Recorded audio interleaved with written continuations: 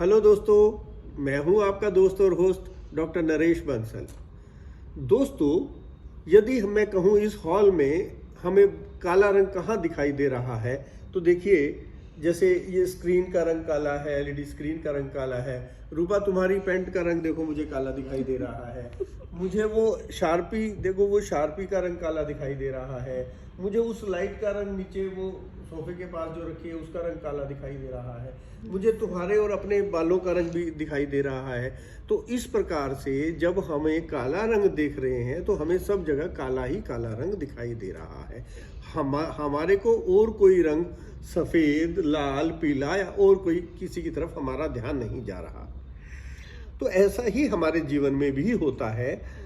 जब हम अपने दुखों को, अपनी कठिनाइयों को, अपनी प्रॉब्लम्स को, अपने परेशानियों को या अपनी एग्जाइटी, तनाव की तरफ ये सारा ध्यान फोकस रखते हैं, तो हमें क्या प्राप्त हो रहा है या क्या प्राप्त और है चीज़ें इस संसार में, उनकी तरफ हमारा ध्यान ही नहीं जाता।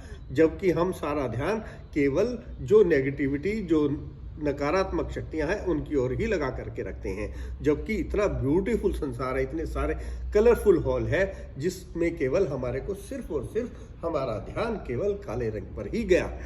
तो जब हम अपना ध्यान बाकी की चीज़ों पर लगा दें और उन नेगेटिव थॉट्स को छोड़ दें, तो निश्चित रूप से सफलता हमें मिलेगी, निश्चित रूप से सफलता हमें मिलेगी।